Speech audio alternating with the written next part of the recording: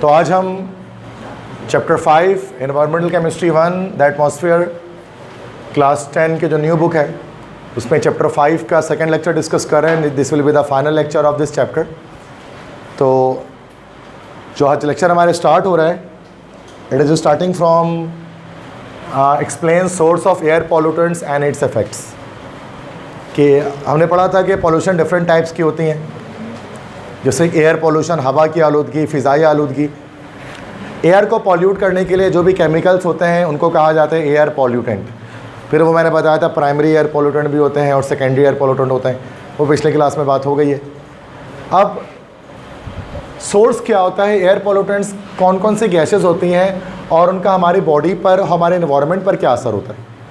तो एक टेबल आपको दिख रही है जहाँ डिटेल सारी चीज़ों की मौजूद है। यहाँ पर पॉल्यूटेंट का नाम है, कौन सी गैस है वो, यहाँ पर उसका सोर्स मतलब वो पैदा कहाँ से हो रही है, वो गैस आ कहाँ से रही है, एनवायरमेंटल रिस्क, माहौल को किस तरह से नुकसान पहुँचा रही है वो गैस हमारी, और ह्यूमन हेल्थ रिस्क मतलब इंसान की सेहत पर क्या असरात कर रही है वो। तो इस तरह के इंपॉर्टेंट डिटेल्स हम यहाँ पर डिस्कस करेंगे। तो कार्बन मोनोऑक्साइड है, नाइट्रोजन के ऑक्साइड्स हैं, nitrogen monoxide, nitrogen dioxide, sulphur dioxide, ozone, lead, ये सारे हमारे एयर पॉल्यूटेंट्स हैं। सबसे पहला है CO। अगर हम इसको फुल नेम अगर इसका लिखें तो this is called carbon monoxide. Carbon monoxide इसका सोर्स क्या है, ऑटोमोबाइल से निकलता है। ऑटोमोबाइल में जो आप फ्यूल, जो आप पेट्रोल या डीज़ल या CNG LPG जो भी बर्न कर रहे हैं, तो पेट्रोल के, डीज़ल के, CNG के जलने से ये गैस प्रोड्यूस होती है CO, और यही साइलेंसर से बाहर निकलती है, बाइक के, कार के, सबके। ये गैस करती है कि एनवायरनमेंट को कैसे नुकसान पहुंचाती है, प्रोडक्शन ऑफ स्मॉग, वो स्मॉग पैदा करती है। स्मॉग हम किसी के धुंध को कहते हैं स्मॉग। स्मॉग दो वर्ड से निकला है, स्मोक प्लस फॉग। फॉग तो होती है जैसे वाटर वेपर्स जो हवा में है वो फॉग है। तो जैसे सर्दियों में आप फॉग देख रहे थे नॉर्मली सुबह के टाइम में, सर्दियों में फॉग होता है, और नॉर्मली और रात के वक्त भी कभी कभार धुंध दिखते हैं ना, फॉग। और अगर फॉगी वेदर हो और पॉल्यूशन बहुत ज़्यादा हो, बहुत ज़्यादा गाड़ियाँ चल रही हो, तो वो कार्बन पार्टिकल्स क्या होते हैं बच्चों, फॉग में मिक्स होकर अब स्मोक और फॉग दोनों मिल जाता है तो उसको बोलते हैं स्मॉग। इसका कलर थोड़ा सा ब्राउन टाइप का होता है या हल्का सा ब्लैकिश टाइप का भी होता है। ये स्मोक क्या होता है, ये इन्वायरमेंट को नुकसान पहुँचाता है, हवा को बिल्कुल ख़राब कर देता है। बहुत सारे सिटीज़ में स्मोक बहुत ज़्यादा होता है, ख़ास तौर पर जो बड़े शहर है दुनिया के, जैसे शंघाई है चाइना के अंदर, ख़ास तौर पे चाइना में शंघाई सिटी है बहुत, या इंडिया में मुंबई है, ये सब बहुत ज़्यादा स्मॉग प्रोड्यूसर हैं। मतलब वहाँ ऐसा है कि आप दूर तक विजिबिलिटी है ही नहीं। अगर आप चाइना में शंघाई शहर जाएंगे तो वहाँ समझ जाओ कि आपको 100 मीटर से आगे दिखेगा ही नहीं, इतना धुंध हर वक्त रहता है, क्योंकि पॉल्यूशन इतना ज़्यादा उस शहर के अंदर, शंघाई के अंदर है। तभी वो CPEC बना रहे हैं, China Pakistan economic corridor. CPEC इसलिए बनाया गया ताकि वो अपने इंडस्ट्रीज़ को वहाँ ट्रांसफ़र कर दें, ताकि उनका स्मॉग ख़त्म हो चाइना का। तो उनका अपना फ़ायदा है CPEC बनाने से। तो और वहाँ इतना ज़्यादा पॉल्यूटेड एयर है ना वो वहाँ पर चाइना में, कि वहाँ पर इंसान सिर्फ 2 मिनट मतलब 10 मिनट इंसान अगर सांस ले रहा है वहाँ पे, तो वो एक सिगरेट पीने के बराबर वो कार्बन इनहेल कर ले रहा है अपने फेफड़े में। सिर्फ 10 मिनट सांस लेना शंघाई शहर में ऐसा है, उतना नुकसानदा हो तो इतना एक सिगरेट पीने से नुकसान हो सकता है। इतना ज़्यादा कुछ कंट्रीज़ में स्मॉग होता है, इस कार्बन पार्टिकल्स होते हैं। तो ये स्मॉग कार्बन मोनोऑक्साइड की वजह से होता है। सिगरेट का जो धुआं होता है ना, वो भी कार्बन मोनोऑक्साइड गैस पर मुश्तमिल होता है, CO पर होता है। समझ गए। ह्यूमन हेल्थ रिस्क क्या है, इंसान की सेहत को क्या नुकसान पहुंच सकता है, कार्डियक डिजीज़ नहीं, कार्डियक डिजीज़ दिल की बीमारी हो सकती है। दिल की बीमारी, हार्ट अटैक वगैरह आपको पता है ज़्यादा होता है। जैसे स्मोकिंग का जो नुकसान है, मतलब उस हवा में सांस लेना वैसे ही जैसे इंसान हर वक्त स्मोकिंग कर रहा है, स्मॉग हो गया ना प्रोड्यूस। तो कार्डियक डिजीज़ जैसे स्मोकिंग से हार्ट अटैक के कॉज बढ़ जाते हैं, स्मॉग में भी हार्ट अटैक के चांसेस बढ़ जाते हैं। विजुअल डिफ़िकल्टीज़, देखने में मुश्किलात आती हैं, आंखें ख़राब होती हैं, विजिबिलिटी लो हो जाती है ना, दूर तक आप देख ही नहीं पाते। फिर इंसान को बहुत ज़्यादा आँखों को जोर देकर चीज़ें देखनी पड़ती हैं, तो उसे आई साइट वीक होनी शुरू हो जाती है। ये वजूहात होती हैं। CO ये पहला पॉल्यूटेंट था, कार्बन मोनोऑक्साइड।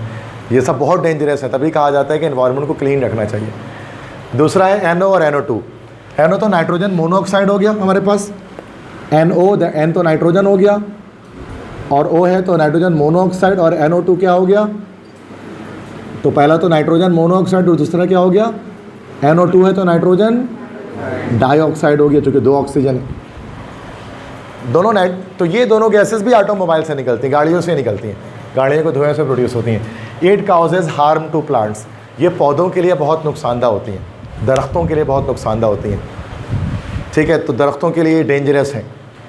इरिटेशन, और ये ह्यूमन हेल्थ की रिस्क क्या, irritation of the respiratory tract. ये गैस अगर आप सूंघते हैं तो यह गैस आप स्मेल करते हैं, इनहेल करते हैं, तो आपको जो रेस्पिरेटरी ट्रैक्ट है, सांस की नाली है, उसमें इरिटेशन होती है, उसमें खराश आती है, या फिर सांस लेने में मुश्किलात का सामना करना पड़ता है, रेस्पिरेटरी डिफ़िकल्टी होती है। ये गैसेस भी धुएँ से निकलती हैं गाड़ियों के। तीसरा है SO2।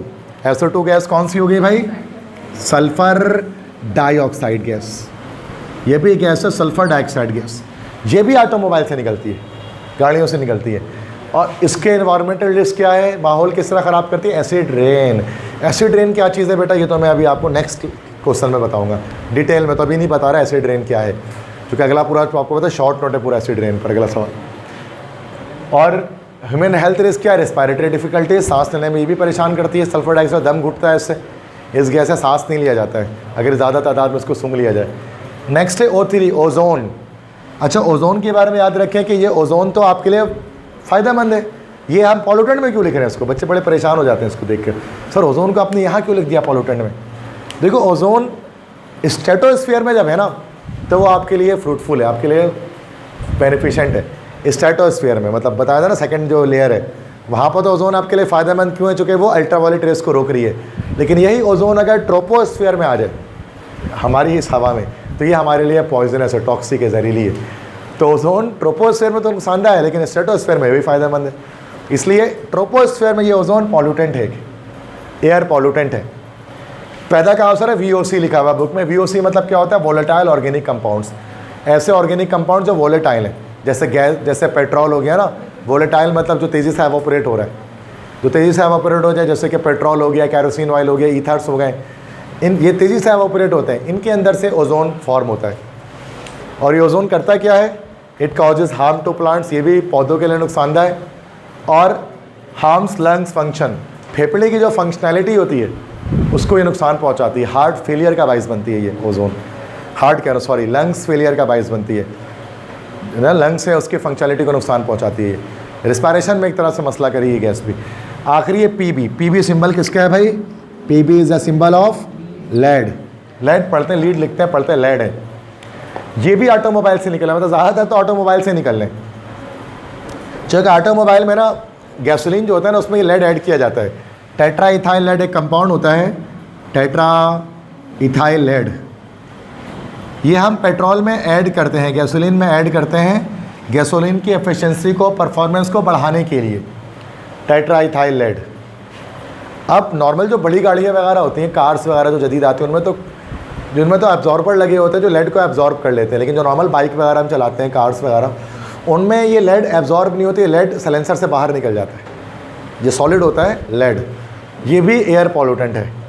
इससे क्या होगा, एनवायरमेंटल रिस्क या न्यूरोलॉजिकल डिफ़िकल्टीज इन वर्टिब्रेट्स, जितने भी जानवर है दुनिया में, जितने भी जानवर है, गाय, बकरी, भैंस, कुछ भी, उनके अंदर न्यूरोलॉजिकल डिफ़िकल्टीज़, उनमें पागलपन का खदशा आ जाएगा लेड की वजह से।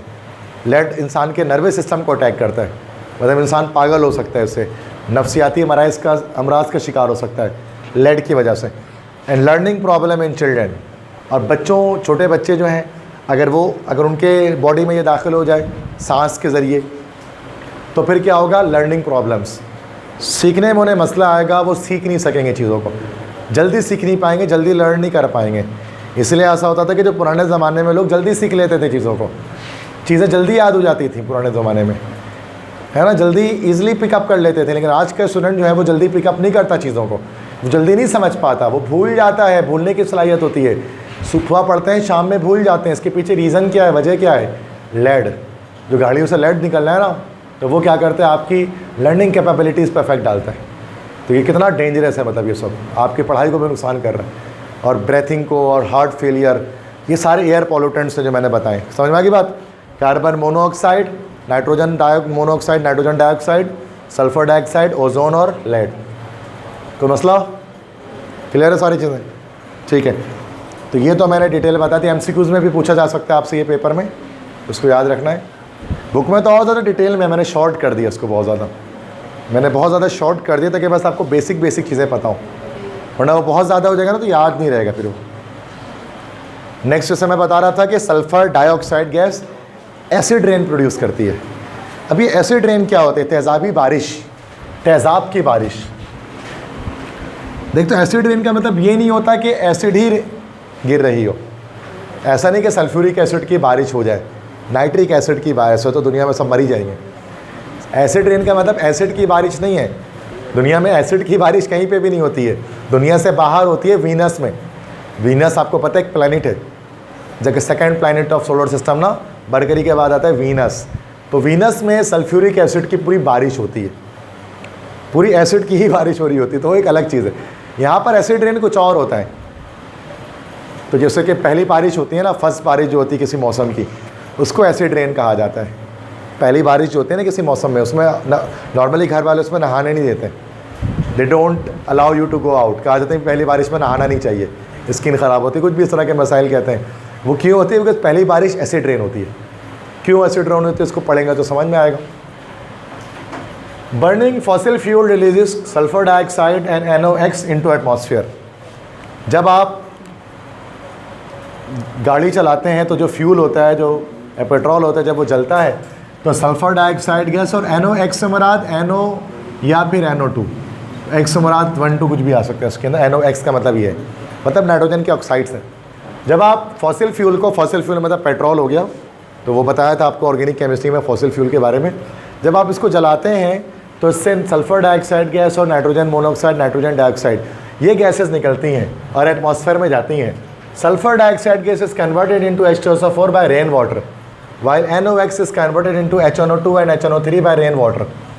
कह रहे हैं कि जब बारिश के पानी में जाकर, जब मतलब ये सल्फर डाइऑक्साइड जब बारिश होती है, अब आप देख सकते हैं कि H2O में जब ये मिलेगा तो ये H2SO4 की फॉर्मेशन हो जाएगी, ठीक है। और यही जब NO2 गैस जब ये H2O से मिलेगा तो ये HNO3 बन जाएगा, नाइट्रिक एसिड। तो ये एक एसिड है जिसको हम लोग बोलते हैं सल्फ्यूरिक एसिड, और ये भी एक एसिड है इसको हम लोग बोलते हैं this is called nitric acid. पढ़ा था चैप्टर 2 में इसको हमने सारे नाम। मतलब गाड़ियों से निकले वाला धुआं जो हवा में मौजूद है, nitrogen dioxide, sulphur dioxide gas, ये बारिश के पानी के साथ मिलकर एसिड बना लेता है। Rain water is somewhat acidic because it contains dissolved CO2 from the atmosphere. और यही आपको पता है हवा में कार्बन डाइऑक्साइड गैस भी होती है। अब कार्बन डाइऑक्साइड गैस को भी अगर आप देखो CO2 गैस, ये भी वाटर से रिएक्शन करके बना लेगा H2CO3। इसके बारे में भी चैप्टर 2 में मैंने आपको बताया था, ये भी एसिड है, नाम याद होगा कार्बोनिक एसिड। तो कितने सारे एसिड बन गए इस बारिश के पानी में। तो रेन वाटर समवट एसिडिक होता है क्योंकि उसमें कार्बन डाइऑक्साइड गैस डिजॉल्व हो जाता है। The pH of rain water drops to 4, it is called acid rain. और जो पानी, बारिश का पानी है, वैसे पानी का pH 7 होता है, लेकिन pH 7 से ड्रॉप होकर कितना हो जाता है? 4 हो जाता है। और आपको पता है 7 से नीचे क्या होता है? एसिडिक, एसिड का pH होता है, चैप्टर पढ़ा था ना चैप्टर 2 में। तो अब ये एसिड रेन कहलाता है। वैसे तो बारिश का पानी कहा जाता है बहुत खालिश होता है, खालिश तरीन पानी बारिश का होता है, लेकिन पहली बारिश का नहीं होता है, क्योंकि पहली बारिश अपने साथ तमाम पॉल्यूटेंट्स को लेकर आती है। जब पहली बारिश के बाद, इसलिए पहली बारिश के बाद जब दोबारा बारिश होता है तो आसमान बड़ा साफ़ लगता है, आपको कैसे क्लियर वेदर लगता है, दूर दूर तक लगता है बिल्कुल किसी ने बिल्कुल चमका दिया चीज़ों को, बिल्कुल ब्राइट शार्प नहीं लग रहा होता इमेज बारिश के बाद। कभी आप देखो छत पे जाकर तो लगेगा बिल्कुल क्लियर है, क्योंकि वो सब जो सल्फर डाइऑक्साइड, नाइट्रोजन डाइऑक्साइड सब जो है वो नीचे आ जाता है पानी के साथ मिलकर। तो ये हमारे पास कहलाता है एसिड रेन। अब इफेक्ट क्या है इस एसिड रेन का, नुकसान क्या होता है इस एसिड, इस तेज़ाबी बारिश से, पहली बारिश से? Acid rain leches heavy metals from soil and discharges them into rivers and lakes. These heavy metals harm human and aquatic life. अब एसिड रेन लीचेस जज्ब कर लेती हैं, मतलब हैवी मेटल्स को, जैसे लेड एक हैवी मेटल है, लेड एक हैवी मेटल अभी बताया था पिछले स्लाइड में, इसको जज्ब कर लेती हैं मिट्टी से, और वो फिर वो बारिश का पानी दरियाओं से होते हुए समंदर में, झीलों में, दरियाओं में चला जाता है बारिश का पानी। और ये हैवी मेटल्स आपको पता है इंसानों के लिए और एक्वेटिक लाइफ के लिए, मछलियों के लिए नुकसानदा होता है। मतलब ऐसे तो हैवी मेटल्स रेत में होते हैं, मिट्टी में होते हैं, लेड वगैरह, आयरन, कोबाल्ट, बहुत सारे होते हैं हैवी मेटल, ट्रांजिशन मेटल्स। पानी में नहीं होते हैं, लेकिन जब बारिश का पानी बरसता है ना, एसिड रेन की यह प्रॉपर्टी होती है कि ये सारे मेटल्स को डिज़ोल्व कर लेता है, और डिज़ोल्व करते हुए पानी बहता हुआ कहाँ, दरिया में, झील में चला जाता है। जिससे पहली बात है वहाँ एक्वेटिक लाइफ जो है, मछलियाँ वगैरह, उनको नुकसान पहुँचता है। वही पानी जब इंसान पीता है तो वो भी बीमारियों का शिकार हो जाता है। एसिड रेन का एक नुकसान, तेज़ाबी बारिश का दूसरा क्या है भाई, acid rain eats away calcium carbonates और marble structure destroy. Acid rain, calcium carbonate आपको पता है मार्बल का फार्मूला है, ये मार्बल को ईट अप कर लेता है, खा जाता है, इसलिए मार्बल के स्ट्रक्चर डिस्ट्रॉय हो जाते हैं। बहुत बार आपने पुराने बिल्डिंगों को देखा होगा, मार्बल की, संगमरमर की बनी हुई, टूट फूट का शिकार हो जाते हैं, जगह जगह से वो टूटी फूटी हो जाती हैं, जो 1000 साल 500 साल 600 साल पुराने स्ट्रक्चर्स हैं। क्योंकि एसिड रेन जब पड़ती है ना कैल्शियम कार्बोनेट पे, तो वो उसको खा जाती है एसिड रेन, मार्बल को खाने की वजह से क्या होता है कि वो झड़ना शुरू हो जाता है, फिर वो तो पुराने स्ट्रक्चर्स तबाह होने शुरू हो जाते हैं। रोमन कोलोसियम, जैसे रोम के अंदर एक कोलोसियम में टूटा हुआ, तो उसको भी एसिड रेन ने खा लिया। बहुत सारी चीज़ें और हैं, ख़ास तौर पे जो ग्रीस वगैरह आप जाएंगे, रोम जाएंगे, तो वहाँ पुरानी जो बिल्डिंग्स हैं उन सबको एसिड ने खा लिया। तो मतलब स्ट्रक्चर को नुकसान पहुँच रहा है, पुरानी बिल्डिंग्स को नुकसान पहुँच रहा है, ईट अप हो रही है वो। तीसरा, acid rain makes the soil acidic so it becomes sterile. Acid जब रेत में गिरेगा तो एसिड रेन का pH तो 4 है ना भाई, तो रेत कैसी होगी, स्टेराइल। स्टेराइल कैसे कहते हैं, बंजर। दो तरह की ज़मीन होती है, एक फर्टाइल लैंड होती है, एक स्टेराइल लैंड होती है। सॉइल जो है वो दो तरह की है, सॉइल मिट्टी दो तरह की है, एक फर्टाइल है और एक स्टेराइल है। फर्टाइल मतलब ज़रख़ेज़ ज़मीन, स्टेराइल मतलब बंजर ज़मीन। फर्टाइल ज़मीन जिसमें घास फूस पौधे पेड़ उग सकें, स्टेराइल लैंड पे कुछ नहीं उगता। क्योंकि अगर सॉइल का pH एसिडिक हो जाए, सॉइल का pH कम हो जाए, सॉइल एसिडिक हो जाए, रेत या मिट्टी उसमें एसिड वाटर शामिल हो जाए, तो फिर वो बंजर हो जाती है ज़मीन, उसमें कोई पेड़ पौधे घास फूस नहीं उगते। तो नुकसान हो गया ना एसिड रेन का, रेत पे गिरी और सारे पेड़ पौधे मर जाएंगे उससे। तो कितने सारे नुकसान है एनवायरनमेंट में।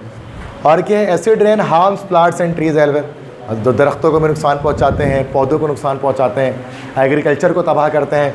और ये सब किस वजह से हो रहा है, जो गाड़ियाँ हम चला रहे हैं, जो बाइक्स कार हम चला रहे हैं, उससे जो धुआं निकल रहा है, sulphur dioxide gas, carbon dioxide gas, nitrogen dioxide gas, वही धुआं पानी से मिलकर एसिड रेन बना रही थी। कुदरत ने गलती नहीं की है, ये गलती इंसानों की है।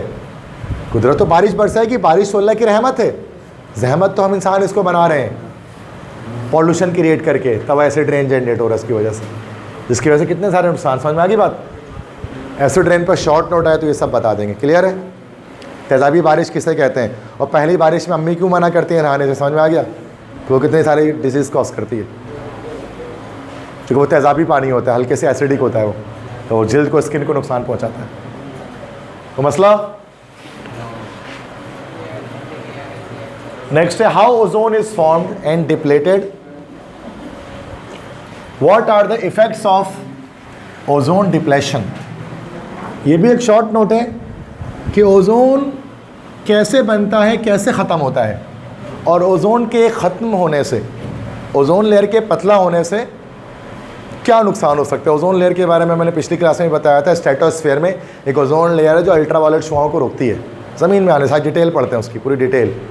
ओजोन फॉर्मेशन, ओजोन बनता कैसे है, तो फार्मूला ओजोन का O3 होता है। O3 is the formula of ozone. 3 oxygen के एटम अटैच होते हैं, स्ट्रेटोस्फीयर में मौजूद होता है, ये पिछली क्लास की बात हो गई। The interaction of solar ultraviolet light with oxygen produces ozone which decreases the quantity of dangerous UV light that reaches to the earth's surface। होता क्या है कि स्ट्रेटोस्फीयर में जो ऑक्सीजन मौजूद है, जब ऑक्सीजन में अल्ट्रावायलेट शुआएं पड़ती हैं, यूवी रेस, तब वो जो ऑक्सीजन होते हैं O2 वो O3 में कन्वर्ट हो जाते हैं ओजोन में। फिर वही ओजोन क्या करता है, फर्दर आने वाली यूवी रेस को रोक देता है, ताकि स्किन वगैरह के डिजीज़ ना हो इंसान के अंदर। UV rays would induce skin cancer if ozone layer were not present. अगर ओजोन लेयर होता ही ना, अगर ओजोन लेयर नहीं होता तो क्या होता भाई, स्किन कैंसर हो जाता है इंसानों को, हर इंसान मर जाता स्किन कैंसर की वजह से। तो यही वो ओजोन लेयर है जो खुद ब खुद कुदरत में बन रही है। कैसे बन रही है, ऑक्सीजन पे जब अल्ट्रावायलेट शुआएं लग रही हैं तो ओजोन लेयर बन रही है। तो ओजोन लेयर से क्या होता है कि स्किन कैंसर से हम बच जाते हैं, हमें स्किन कैंसर नहीं होता और इंसान लंबे अरसे जिंदा रहता है। अब ओजोन डिप्लेशन क्यों होती है, वाई ओजोन इज़ डिप्लेटेड, इसके पीछे रीजंस बता रहा हूँ। क्लोरोफ्लोरोकार्बन CFC जिसको हम कहते हैं, which are used as refrigerants in air conditioners and refrigerators are a major contributor to ozone depletion.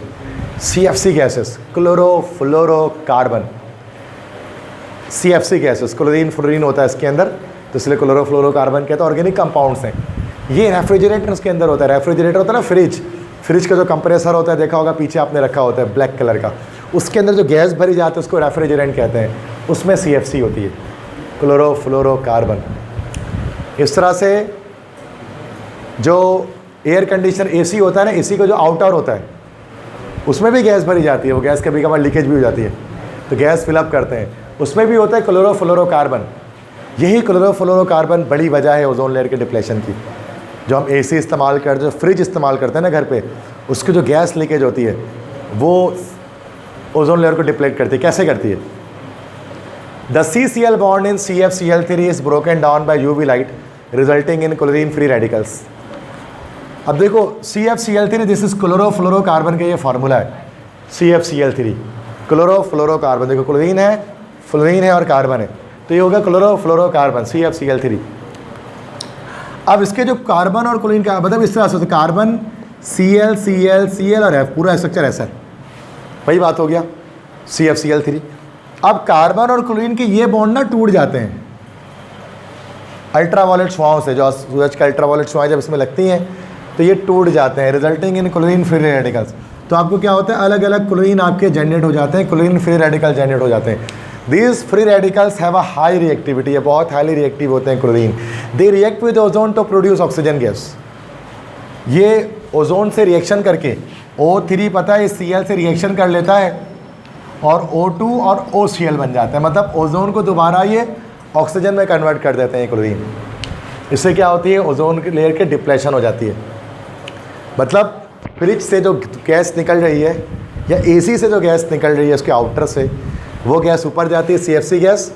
जब सूरज की रोशनी उस पर पड़ती है अल्ट्रावायलेट रेस, तो वो क्या होता है, CCl का बॉन्ड ब्रेक हो जाता है, क्लोरीन फ्री रेडिकल जनरेट होते हैं। यही क्लोरीन फ्री रेडिकल्स क्या करते हैं, ओजोन से रिएक्शन करके ओजोन को ऑक्सीजन में कन्वर्ट कर देता है, तो ओजोन लेयर डिप्लेट हो जाता है, वैनिश हो जाता है, पतला थिन हो जाता है, वो लेयर होल हो जाता है, सुराख हो जाता है ओजोन लेयर में। Yes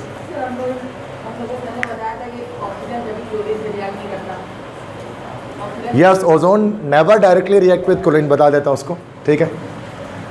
the ozone hole is a location where the ozone layer is depleted. Ozone layer वो लोकेशन होती है जहाँ पर ओजोन लेयर डिप्लेट होता है। तो यहाँ पर मैंने भी बताया कि ये CFCl3 है ना भाई, उसको डिटेल में बताऊँ तो यहाँ पर Cl हट जाते हैं, क्लोरीन फ्री रेडिकल जनरेट हो जाते हैं, 3 बॉन्ड टूट जाता है कार्बन का। अब ये क्लोरीन फ्री रेडिकल ऑक्सीजन से रिएक्शन नहीं करता, कभी भी केमिस्ट्री में पढ़ते हैं कि 6 ग्रुप के एलिमेंट 7s, ऑक्सीजन क्लोरीन साथ में रिएक्शन नहीं करते हैं, कुछ देर के लिए ये OCl बनाते हैं। ये OCl हाईली रिएक्टिव होता है, हाईली अनस्टेबल होता है। तो ये जो Cl ऑक्सीजन से रिएक्शन करके OCl बना के दोबारा फिर क्लोरीन में कन्वर्ट हो जाता है, बॉन्ड दोबारा से टूट जाता है। मतलब ये OCl बॉन्ड, ये OCl बनेगा, उसके बाद दोबारा से टूट के ऑक्सीजन अलग हो जाएगा इससे, फिर Cl, फिर दोबारा से क्लोरीन, ये जाकर O अलग हो जाएगा, फिर Cl दोबारा से इसका अलग हो जाएगा। बनता है ये थोड़ी देर के लिए, अनस्टेबल होता है, फिर टूट जाता है फ़ौरन से। तो ये डिटेल में अगर हम जाएंगे तो उसकी चीज़ मिलेगी। मतलब कहने का मकसद ये था कि CFC की वजह से ओजोन लेयर की डिप्लेशन हो रही है, जो रेफ्रिजरेटर में, जो एयर कंडीशनर में जो गैस इस्तेमाल कर रहे हैं। और जहाँ पर ओजोन लेयर पतला हो गया उसको ओजोन होल कहते हैं। उस ओजोन होल में क्या होता है कि उसी से ऑक्सीजन गैस जो है वो सॉरी ऑक्सीजन गैस करो, अल्ट्रावायलेट शुआएं आती हैं, स्किन कैंसर कॉज करती हैं। बस समझ में आ गई यहाँ तक ओजोन लेयर बनता कैसे और टूटता कैसे।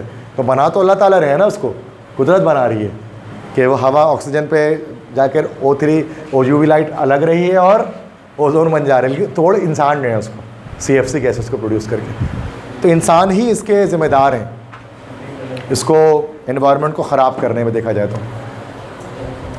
समझ गए? इतनी सी बात। देखो इंसान, दुनिया, कायनात, इंसान बहुत बाद आए इस दुनिया में, इंसान से पहले बहुत सारे लोग बहुत सारे इस पर डायनासोरस और पता नहीं कितने स्पीशीज़ रहते थे, कभी सिर्फ पौधों का ही राज था। मतलब इंसान ने सिर्फ इस पूरे अर्थ की हिस्ट्री में 1% सिर्फ अब तक इंसान रहा है, 99% तो इंसान का वजूद ही नहीं था इसकी हिस्ट्री में। लेकिन उस 1% ऑफ द हिस्ट्री में 50% जंगलात का खात्मा इंसान ने कर दिया दुनिया से, डिफॉरेस्टेशन में। मतलब इंसान को आए हुए दुनिया, ये जो अर्थ है, अर्थ को बने हुए समझो कि 4 अरब साल, 400 करोड़ साल हो गए अर्थ को बने हुए, और इंसान को आए हुए बहुत ज़्यादा मान लेते 1 लाख साल हुआ है। लेकिन उस 1 लाख साल में 50% जो है ना, हमने दरख्तों का सफाया कर दिया दुनिया से। इतनी तेज़ी में इंसान ने नेचर को तबाह किया। तो इंसान इसके कसूरवार है, तभी अर्थ डे मनाया जाता है और अवेयरनेस दी जाती है। CFC फ्री गैसेस और ऐसे फ्री जाते हैं जो अर्थ फ्रेंडली होते हैं, ग्रीन अर्थ वगैरह लिखा होता है उसके ऊपर, उस पर काम करते हैं ताकि ये इस तरह से चीज़ें बेहतर हो सकें। कहा जाता है ना, देखो इंसान दरख्त नहीं लगाता, कहते हैं ना इंसान दरख्त नहीं लगाता चूँकि दरख्त वाईफाई सिग्नल नहीं देते। दरख्त वाईफाई का सिग्नल, अगर दरख्त में से वाईफाई का सिग्नल निकल रहा होता ना, वाईफाई का 3G 4G, तो हर बंदा अपने घर पे दरख्त लगाता अगर वाईफाई मिल रहा होता उससे तो। लेकिन बदकिस्मती से दरख्त हमें सिर्फ ऑक्सीजन देते हैं जो हमारे ज़िंदा रहने के लिए ज़रूरी है, जो वाईफाई से ज़्यादा ज़रूरी है। वाईफाई के बिना हम ज़िंदा रह लेंगे, ऑक्सीजन के बिना नहीं रहेंगे। लेकिन दुनिया में वाईफाई राउटर तो हम लगा लेते हैं, बट दरख्त को नहीं लगाते, जबकि वाईफाई से ज़्यादा ज़रूरी दरख्त है। सही बात है ना भाई? तो ये हमारी गलती है। इस चैप्टर को डाले इसलिए गया कि हमें पता लग सके कि एनवायरनमेंट का अवेयरनेस हमें आ सके कि किस चीज़ें से एनवायरनमेंट को हम ख़राब किए जा रहे हैं। नेक्स्ट है एक्सप्लेन, लास्ट क्वेश्चन है ना ये, this is last question. Explain green house effect and it's effects. मतलब ग्रीन हाउस इफेक्ट क्या होता है और उसके असरात क्या हैं। ग्रीन हाउस इफेक्ट क्या है और इसके इस्तेमालात, इसके असरात क्या हैं। ग्रीन हाउस इफेक्ट को ग्लोबल वार्मिंग भी कहा जाता है। कुछ लोग उसको ग्लोबल वार्मिंग कहते हैं, कुछ लोग उसको ग्रीन हाउस इफेक्ट कहते हैं। तो अब इसको समझते हैं ग्रीन हाउस इफेक्ट किसे कहते हैं, ग्लोबल वार्मिंग क्या है। सुना तो होगा एक ना एक बार आपने इस वर्ड के बारे में, आज डिटेल में समझते हैं। Sun's heat enters the earth and reflects off. अब आपको पता है कि अर्थ है, ये अर्थ है तो, और कहीं पर सूरज है, सन है, तो सूरज की हीट अर्थ में दाखिल होती है और यहाँ से रिफ्लेक्ट हो जाती है। हीट आई और हीट रिफ्लेक्ट हो गई। ये फर्स्ट लाइन में ये लिखा हुआ है कि अर्थ की हीट, सूरज की हीट एंटर होती है अर्थ में एंड रिफ्लेक्ट्स ऑफ, और रिफ्लेक्ट हो जाती है। Carbon dioxide is produces an envelope like air surrounding the earth. और जो कार्बन डाइऑक्साइड गैस जो दरख्त प्रोड्यूस कर रहे हैं, दरख्त प्रोड्यूस करता है ना कार्बन डाइऑक्साइड गैस, ये कार्बन डाइऑक्साइड गैस की एक लेयर जो है ना, वो चारों तरफ हमारे आ जाती है अर्थ के ना, ये CO2 गैस की लेयर है। समझना है बिल्कुल गौर से क्या बताऊँ। The normal CO2 layer concentration maintains enough heat to keep the atmosphere warm. अब ये लेयर ज़रूरी है, क्यों? ताकि सारी हीट रिफ्लेक्ट ना हो जाए, कुछ हीट अर्थ में रहे, एब्जॉर्ब रहे इस लेयर की वजह से, और कुछ हीट निकल जाए। अगर सारी की सारी हीट बाहर निकल जाए ना, तो आइस एज शुरू हो जाएगा। आइस एज मतलब पूरी दुनिया जम जाएगी, इतनी सर्दी हो जाएगी। तो थोड़ी सी सन की हीट का रहना ज़रूरी है। अगर ऐसा नहीं होना तो रातें बहुत ठंडी हो जाएं। रात में तो सूरज नहीं होता ना भाई, सूरज की गैर मौजूदगी में और हीट भी ना हो तो रात में सारे इंसान मर जाएं। सर्दी इतनी पड़ जाए कि दिन का टेम्परेचर 30 डिग्री हो और रात का टेम्परेचर -30 डिग्री हो, तो ऐसे एक्सट्रीम वेदर में आपको पता है इंसान मर जाएगा, इतने एक्सट्रीम वेदर में। इसीलिए अल्लाह ताला ने क्या किया, कार्बन डाइऑक्साइड की इसकी लेयर बनाई है जो पौधे प्रोड्यूस करते हैं। कुदरत का काम है ये, ताकि थोड़ी सी हीट रहे रात के वक्त भी, ताकि हम इतनी सर्दी ना हो जाए कि हम मर जाएं अकड़ कर या ठटर कर। सही है, समझ गए यहाँ तक ये बात? तो हमें वार्म रखने के लिए थोड़ी सी नॉर्मल कार्बन डाइऑक्साइड की उसके लिए ज़रूरी है। The excessive production of CO2 gas, लेकिन अब जो गाड़ियों का जो धुआं होता है, जो बड़ी तादाद में CO2 गैस को प्रोड्यूस करता है, prevents the heat from going out the earth. वो सन की हीट को बाहर जाने से रोक देता है। So that the temperature of earth rises gradually which is called global warming और ग्रीन हाउस इफेक्ट, जिससे अर्थ का टेम्परेचर ग्रेजुअली बढ़ता है, जिसको हम ग्लोबल वार्मिंग या ग्रीन हाउस इफेक्ट करते हैं। अब इंसान कचरे जलाता है बहुत ज़्यादा गाड़ियाँ और ट्रेन और बसेस और हवाई जहाज़ ये सब यूज़ करते हैं। इससे क्या होता है कि कार्बन डाइऑक्साइड की इसकी लेयर जो है ना बहुत थिक हो जाती है। ग्रीन हाउस गैसेस उसको हम कहते हैं। This is actually green house gas. ये अब क्या होता है कि जो सूरज की हीट बाहर नहीं जा रही होती है, ट्रैप हो जाती है, और जब ये ट्रैप हो जाती है तो क्या होता है, हीटअप होना शुरू हो जाता है अर्थ। ग्रेजुअली अर्थ का टेम्परेचर बढ़ना शुरू हो जाता है, इसी को हम लोग कहते हैं that is called global warming. The earth is getting hotter day by day, दिन ब दिन दुनिया गर्म होती जा रही है। तो ये इसी को ग्रीन हाउस इफेक्ट कहा जाता है। ये भी बहुत डेंजरस है हमारी दुनिया के लिए, अर्थ के टेम्परेचर का राइज होना। कहा जाता था, हमारी अम्मी अब्बू कहते थे यार हमारे ज़माने में तो पंखा नहीं था, हम लोग बिना पंखे के रहते थे, तुम लोग पता नहीं तुम लोगों को एसी चाहिए, गर्मी लगती। तो पहले ज़माने में ग्लोबल वार्मिंग नहीं थी, पहले ज़माने दुनिया का एवरेज टेम्परेचर पहले ही कम था, सर्दियाँ ज़्यादा होती थी, गर्मियाँ नहीं होती थी। अब आपको पता है गर्मियाँ लंबी होती हैं, सर्दी तो गिनती के दिन आती है, हफ्ता भर 10 दिन आएगी ख़त्म हो जाएगी सर्दी कराची में। हमें याद है हम छोटे थे तो ना जैकेट्स निकलते थे हमारे, मोटे मोटे जैकेट्स हम पहनते थे, बिल्कुल सर्दी इतनी लगती थी। अब तो वो सर्दी आती ही नहीं है कि जैकेट निकालना पड़े, एक आध दिन निकाल लिया तो निकालें, वरना ऐसे बक्से में पड़ा रह जाता है। क्योंकि that are the consequences of global warming. Temperature increase हो रहा है। कनाडा का टेम्परेचर आप किसी ज़माने में ना कितना कम, आप कनाडा जर्मनी आप जाए 50 डिग्री पहुंच जाता है। दिस इज यूरोप का पूरा टेम्परेचर। फायर कितना लग रही है, फॉरेस्ट फायर वगैरह, बहुत सारे इसकी मसाइल अभी पड़ेंगे, क्या इफेक्ट्स आते हैं इसके। तो ग्रीन हाउस इफेक्ट इसको हम कहते हैं। Primary green house gases are, कुछ ग्रीन हाउस गैसेज क्या हैं, carbon dioxide gas, methane gas, N2O। N2O हम लोग कहते हैं this is called nitrous oxide, nitrous oxide gas, इसी को लाफिंग गैस भी कहा जाता है। ये एक पॉल्यूटेंट है लाफिंग गैस, इरिटेशन पैदा करती है ये लाफिंग गैस। और ओजोन, ये असल में ग्रीन हाउस गैस है जो अर्थ की हीट को ट्रैप करती है। इफेक्ट्स क्या होते हैं ग्लोबल वार्मिंग के, क्या नुकसानात हैं इस ग्लोबल वार्मिंग के। अर्थ का टेम्परेचर बढ़ता है तो क्या नुकसान होता है। पहला नुकसान, the atmospheric temperature increases 0.05 degree centigrade annually. हर साल दुनिया का एवरेज टेम्परेचर 0.05 डिग्री सेंटीग्रेड बढ़ जा रहा है, इंक्रीज़ होता जा रहा है। आप जाहिर सी बात है 100 साल के बाद वो कितना बढ़ जाएगा, मल्टीप्लाई बाय 100 कर लो, और 200 साल में कितना बढ़ जाएगा आप मल्टीप्लाई कर लो। आप बोलोगे सर एक साल में इतना ही बढ़ रहा है सर 0.05 क्या फ़र्क पड़ता है, बट आने वाले 10 नस्लों के बाद का सोचो, जो मल्टीप्लाई बाय 100 मल्टीप्लाई बाय 200 हो जाएंगे, कितना ऊपर राइज हो जाएगा टेम्परेचर अर्थ का। मतलब दुनिया तो हैबिटेबल जोन भी नहीं होगी। ये जो इफेक्ट है ना ग्रीन हाउस गैस का, ये आपको वीनस में मिलता है। वीनस जो प्लैनेट बता रहा था ना मैं, वीनस के अंदर ग्रीन हाउस गैसेस उसकी नेचुरली बहुत ज़्यादा है। सल्फर डाइऑक्साइड गैस की बहुत मोटी तय है वीनस के चारों तरफ। तो वीनस के अंदर जितनी भी हीट आती है ना वीनस प्लैनेट में, वो बाहर नहीं जा पाती।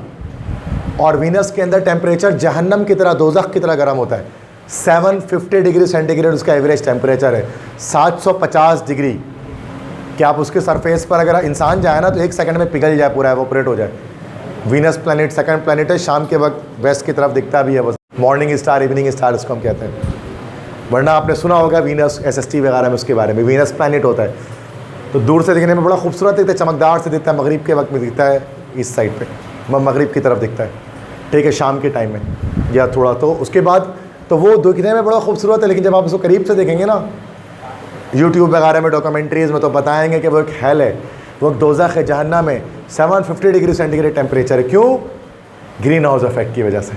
उसमें जितनी भी हीट आती है ना सन की, वो ट्रैप हो जाती है। तो यह अर्थ का भी यही हाल है। Venus is the future of earth. अगर हमने होश के नाखून नहीं लिए तो, अगर हमने इसकी प्रोडक्शन ख़त्म नहीं की तो, तभी दुनिया भर के, पाकिस्तान तो चलो ऐसी गरीब मुल्क इतना नहीं करता इसके ऊपर इतना, बट वेस्टर्न नेशंस बहुत काम करती हैं इसके ऊपर। जब देखो एनवायरनमेंट के ऊपर कुछ ना कुछ कर रही होती हैं वो।